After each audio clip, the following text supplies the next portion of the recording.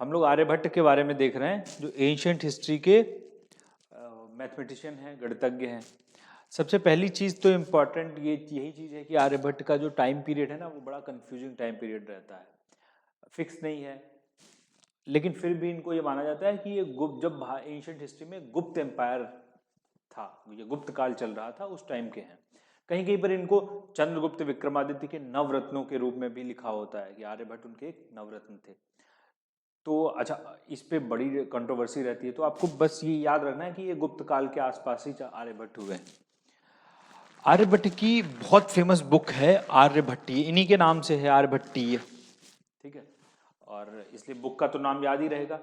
एक बुक और है, जो बुक हालांकि आर्यभट्ट से पहले की है, लेकिन आर्यभट्ट ने उस पर एक भाष्य लिखा। भाष्य मतलब होता है टीका, एक्सप्लेन करके लिखा उस बुक को, तो वो भी आर्यभट्ट को ही, आर्यभट्ट के ही क्रेडिट में जाती है। उसका नाम है सूर्य सिद्धांत। ये भी बुक बहुत पूछी जाती है कि सूर्य सिद्धांत बुक किसने लिखी। हालांकि आर्यभट्ट ने भाष्य लिखा था उसका, मतलब उसको एक्सप्लेन करके लिखा था, उसके ओरिजिनल राइटर का नहीं पता। तो आर्यभट्ट के बारे में बहुत इंपॉर्टेंट चीज है, भारत के बहुत महान गणितज्ञ। तो इनकी दो, जो सबसे इंपॉर्टेंट 3 पॉइंट्स हैं जो मैथ के बारे में बता रहा हूं, जो मैथमेटिक्स में इनका कंट्रीब्यूशन है आर्यभट्ट का। नंबर 1, पहला है पाई की वैल्यू। पाई जो बहुत इंपॉर्टेंट चीज है, सबको पता ही होगा कि पाई 22/7 बोलते हैं। लेकिन पाई की वैल्यू कैलकुलेट करना हमेशा से हिस्ट्री में एक वो रहा है कि किसने सही कैलकुलेट की है पाई की वैल्यू। तो आर्यभट्ट पहले व्यक्ति थे जिन्होंने पाई की वैल्यू 4 पॉइंट तक, दशमलव के बाद 4 पॉइंट तक एग्जैक्ट सही कैलकुलेट की थी। ठीक है, ये बहुत बड़ा कंट्रीब्यूशन है। और आर्यभट्ट के बारे में बोला जाता है कि इन्होंने पहली बार ये चीज बताई कि जो पाई है वो एक इरेशनल संख्या है। ठीक है, उसको आप a/b इंटीजर की फॉर्म में नहीं लिख सकते। फुल जो इंटीजर होते हैं, प्रॉपर इंटीजर होते हैं, फ्रैक्शन में लिख सकते हो आप, फुल ऐसे नहीं लिख सकते आप। हालांकि हम लिख देते हैं 22/7, लेकिन वो एग्जैक्ट वैल्यू नहीं होती। ठीक है, तो पहली बार इरेशनैलिटी की बात भी आर्यभट्ट ने की थी। बहुत पूछा जाता है ये पॉइंट। अच्छा, ये बात लेकिन फिर से आर्यभट्ट को क्रेडिट नहीं दिया जाता मैथ्स में। क्रेडिट किसको मिलता है? एक इटली के मैथमेटिशियन थे लैम्बार्ट, उनको मिलता है, जो आर्यभट्ट के 1300 साल बाद उन्होंने ये बात बताई कि पाई एक रेशनल वैल्यू है। ठीक है, तो ये पहला और सबसे बड़ा कंट्रीब्यूशन आर्यभट्ट का है पाई की वैल्यू। पाई अच्छा होता क्या है? पाई, ये चीज बड़ी इंपॉर्टेंट है कि पाई होता क्या, कि जो सर्किल का सरकमफरेंस होता है और उसका डायमीटर, ठीक है, परिधि और व्यास का रेशियो, वो क्या होता है? पाई होता है। ये तो पता ही होगा। और बहुत इंपॉर्टेंट, ये सिंपल डेफिनेशन है, पूछ लिया पाई होता क्या है, सरकमफरेंस और डायमीटर का रेशियो पाई होता है। तो ये वैल्यू की। दूसरा और एक बहुत बड़ा कंट्रीब्यूशन, आर्यभट्टी में पहली बार प्लेस वैल्यू सिस्टम मिलता है, दशमलव प्रणाली पर आधारित, और ये बहुत काम की चीज है। और भारत का दुनिया को सबसे बड़ा जो योगदान है वो यही प्लेस वैल्यू सिस्टम है।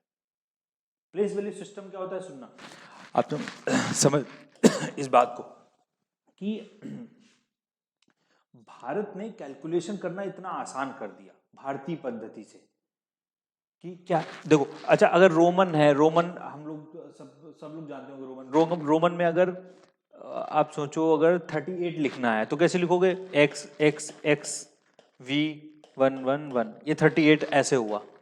अब 38 मल्टीप्लाई बाई 38 करो, हालत खराब हो जाएगी, बड़ी दिक्कत होगी 38। ठीक है, लेकिन इंडिया के लोगों ने एक प्लेस वैल्यू सिस्टम के आधार पर गणना करने का शुरू की, जिसमें होता क्या है कि 1 to 9 तो संख्याएं होंगी, ठीक है, जीरो का भी पहली बार यूज आर्यभट्ट में मिलता है। लेकिन फिर से ये बहुत बड़ा कंफ्यूजिंग चीज है, जीरो को जो आर्यभट्ट ने लिखा है वो सिर्फ एक सिंबल के रूप में नहीं लिखा है, जीरो को उन्होंने लिख दिया है लेटर में कि जीरो की जगह जीरो, ठीक है, शून्य का इस्तेमाल किया, मतलब उसको एक सिंबल नहीं दिया, ये वाला जो जीरो हम जानते हैं उसको नहीं माना जाता है, अंक के रूप में नहीं लिखा है, उसको बस लिखा है जीरो। ठीक है, और ये पहली बार प्लेस वैल्यू सिस्टम एक पाकिस्तान, अभी तो पेशावर में पड़ता है, पाकिस्तान से एक मैन्युस्क्रिप्ट मिली थी बख्शाली, ये भी बहुत पूछी जाती है, बख्शाली पांडुलिपि मैन्युस्क्रिप्ट, जिसमें पहली बार प्लेस वैल्यू सिस्टम, दशमलव प्रणाली और जीरो का उल्लेख हमें मिलता है। अच्छा, ये प्लेस वैल्यू सिस्टम में बता रहा था होता क्या है। प्लेस वैल्यू सिस्टम ने क्या है, गणना बड़ी आसान कर दी कि अगर देखो 5 है तो ये सिर्फ 5 है, यहाँ पर 5 and 3 और ये है 5 4 3। ये 5 जो है ये पहली संख्या है 5 है, तो यहाँ पर 5 की वैल्यू जो है सिर्फ 5 है, यहाँ पर 5 की वैल्यू जो है ये वैल्यू बदल गई, प्लेस वैल्यू 5 की पोजीशन इधर आ गई लेफ्ट में, इसलिए 5 की पोजीशन अब क्या हो गई है 5 × 10⁻⁴ 1 और यहाँ पर 5 की वैल्यू क्या हो गई है 5 × 10⁻2 500 प्लस 40 प्लस 3, इसको ऐसे लिख सकते हो ना 500 प्लस 40 प्लस 3 ऐसे। तो संख्या अगर अपनी जगह बदलती है तो उसकी वैल्यू बदल जाती है, इसको बोलते हैं प्लेस वैल्यू सिस्टम। ये भारत का योगदान है और बहुत बड़ा योगदान है, इसने पूरी दुनिया में कैलकुलेशन करना बहुत आसान कर दिया, इसलिए पूरी दुनिया में जो नंबर सिस्टम चलता है वो इंडिया का ही चलता है, उसको इंडो अरेबिक, क्योंकि अरब लोगों का योगदान था कि उन्होंने भारत से लेके कॉपी करके वहां पहुंचाया, ये आगे मैं बताऊंगा। लेकिन प्लेस वैल्यू सिस्टम पढ़ना समझना बहुत जरूरी है कि प्लेस वैल्यू सिस्टम का पहला उल्लेख भी हमें आर्यभट्ट की किताब में ही मिलता है। आर्यभट्ट ने टेबल ऑफ साइन, साइन की वैल्यू भी दी, ठीक है, साइन कोसाइन सबने पढ़ा होगा ट्रिग्नोमेट्री में, उसकी वैल्यू भी आर्यभट्ट ने दी, उसकी पूरी टेबल दी, बड़ा योगदान है। तो ये 3 तो मैथमेटिक्स में आर्यभट्ट के बहुत बड़े कंट्रीब्यूशन है, पाई की वैल्यू, प्लेस वैल्यू सिस्टम और टेबल ऑफ साइन। इसको छोड़कर आर्यभट्ट एक एस्ट्रोलॉजर भी थे या एस्ट्रोनॉमर भी थे, ज्योतिष के भी ज्ञाता थे, खगोल विज्ञान के भी ज्ञाता थे, तो उन्होंने कुछ जो खगोल विज्ञान के बारे में भी कुछ चीजें बताई और उसमें भी 2-3 चीजें इंपॉर्टेंट पता है आपको। पहले क्या माना जाता था, ये माना जाता था कि ये आसमान घूम रहा है, स्काई इज मूविंग, कि पृथ्वी स्थिर है और आसमान, क्योंकि हमें वही तो घूमता नजर आता है, सूर्य इधर से उधर जा रहा है, चंद्रमा इधर से उधर जा रहा है, सब तारे इधर उधर से जा रहे हैं, ठीक है, मूव हो रहे हैं, तो यही माना जाता था कि ये स्काई जो है वो मूव कर रहा है, हम लोग तो स्थिर हैं अपनी जगह पे, हम नहीं घूम रहे। आर्यभट्ट ने ये कैलकुलेशन की पहली बार कि रोटेशन ऑफ अर्थ, ना अर्थ क्या हो रही है, रोटेट हो रही है, क्योंकि उनके मूव करने से सिर्फ फर्क नहीं पड़ेगा, जब तक अर्थ मूव नहीं होगी तब तक ये समय, ये दिन और रात क्यों हो रहा है, क्योंकि इसका मतलब अर्थ का मूवमेंट हो रहा है कुछ ना कुछ। तो इन्होंने क्या किया, ये ऑब्जर्व किया कि अर्थ रोटेट कर रही है, अर्थ अपनी जगह पर फिक्स नहीं है, वो रोटेट हो रही, इसी वजह से ये दिन और रात हो रहा है। ये बहुत बड़ा, फिर से देखो साइंटिफिक ऑब्जर्वेशन, बहुत बड़ा ऑब्जर्वेशन है कि रोटेशन ऑफ अर्थ, पृथ्वी घूम रही है अपनी एक्सिस पे। इसी से इन्होंने दिन और रात के बारे में बताया कि भाई दिन और रात होने का कारण क्या है, रोटेशन ऑफ अर्थ, पृथ्वी का घूर्णन। लेकिन एक चीज और बड़ी इंपॉर्टेंट है कि आर्यभट्ट के टाइम तक ये चीज नहीं पता थी कि अपने सौरमंडल का केंद्र सूर्य है। ये आर्यभट्ट के टाइम पे भी, उनकी किताबों में भी ये माना जाता है कि अर्थ सेंट्रिक वो बनाते हैं कि पृथ्वी केंद्र में है, बाकी की सब चीजें घूम रही, पृथ्वी भी घूम रही, बाकी की सब चीजें भी घूम रही, केंद्र में पृथ्वी ही होती थी।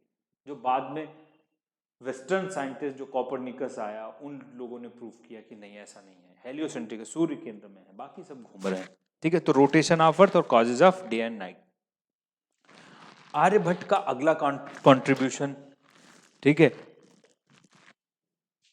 और वो है सूर्य ग्रहण और चंद्रग्रहण। ये भी बहुत पूछा जाता है, पहली बार सोलर इक्लिप्स और लूनर इक्लिप्स को एक्सप्लेन किया साइंटिफिकली, वैज्ञानिक तरीके से। भारत में ये माना जाता था और अभी भी बहुत लोग ये मानते हैं कि ग्रहण क्यों होता है, कि ग्रहण इसलिए होता है कि 2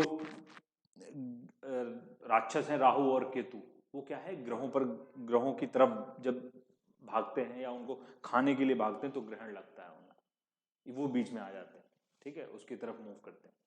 तो राहु केतु की वजह से ग्रहण का कॉन्सेप्ट भारत में चलता है। लेकिन आर्यभट्ट ने पहली बार बताया नहीं, ग्रहण इसलिए लगता है क्योंकि सूर्य की रोशनी से बाकी के ग्रह, बाकी के प्लैनेट चमक रहे हैं, और जब सूर्य के और उस ग्रह के बीच में कुछ आ जाता है तो वो ग्रहण लग जाता है। इस वजह से इन्होंने इस तरीके से ये भी बताया कि चंद्रमा का प्रकाश अपना प्रकाश नहीं है, सूर्य का प्रकाश है। लॉजिकल, हर चीज लॉजिकली चल रही थी। उन्होंने बताया कि अगर ये सन है और ये अर्थ है, इसके बीच में अगर मून आ गया, ये मून आ गया, तो ये क्या हो गया, सूर्य पे ग्रहण लग गया, सूर्य अब नहीं दिखेगा क्योंकि पास में है चंद्रमा है। ऐसे, ये ऐसे बन जाएगा, ये ग्रहण नहीं लग जाएगा, सूर्य ग्रहण हो गया। और अगर सन और इधर मून है, मून का अपना कोई प्रकाश है नहीं, और यहाँ पर अर्थ आ गई तो मून हमें नहीं दिखेगा, तो ये चंद्र ग्रहण हो गया। तो सोलर इक्लिप्स और लूनार इक्लिप्स का पहली बार साइंटिफिक एक्सप्लेनेशन भी आर्यभट्ट ने किया। इंपॉर्टेंट चीज है ये, ठीक है। और चंद्रमा की ल्यूमिनिसिटी के बारे में बता चुका कि चंद्रमा अपने प्रकाश से नहीं चमकता है। आर्यभट्ट ने पहली बार, और ये भी बहुत अच्छा कंट्रीब्यूशन है कि आर्यभट्ट ने सिडरल ईयर, जो सोलर वर्ष है, उसको कैलकुलेट किया कि सूर्य का वर्ष क्या होता है, मतलब एक साल जो लगता है हमारा, जो अभी हम लोग जो पढ़ते हैं उसमें यही लिखा होता है कि जो हमारा एक साल होता है ना, वो एक साल क्या होता है, 365 दिन, 365 दिन हो गया, 6 घंटे हो गए, 9 मिनट हो गया और 10 सेकंड, इतना होता है।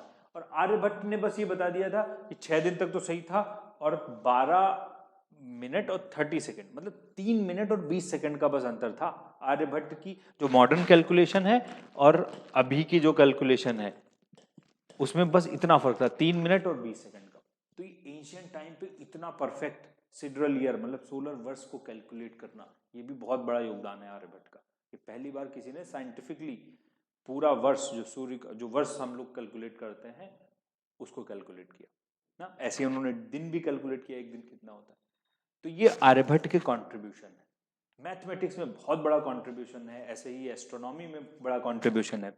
भारत ने जब अपना पहला सैटेलाइट लॉन्च किया आज़ादी के बाद स्पेस में, ठीक है, तो उसने नाम भी क्या रखा, आर्यभट्ट। ये भी बड़ा इंटरेस्टिंग चीज़ है 1975 में। हालांकि तब भारत के पास क्षमता नहीं थी, भारत ने रूस के सहयोग से लॉन्च किया था ये, लेकिन फिर भी उसने अपने फर्स्ट सैटेलाइट का नाम रखा आर्यभट्ट, ठीक है। तो ये सब चीज़ें क्या थी, आर्यभट्ट के बारे में थी। और इसके बाद में हम लोग नेक्स्ट साइंटिस्ट के बारे में अपने देखेंगे।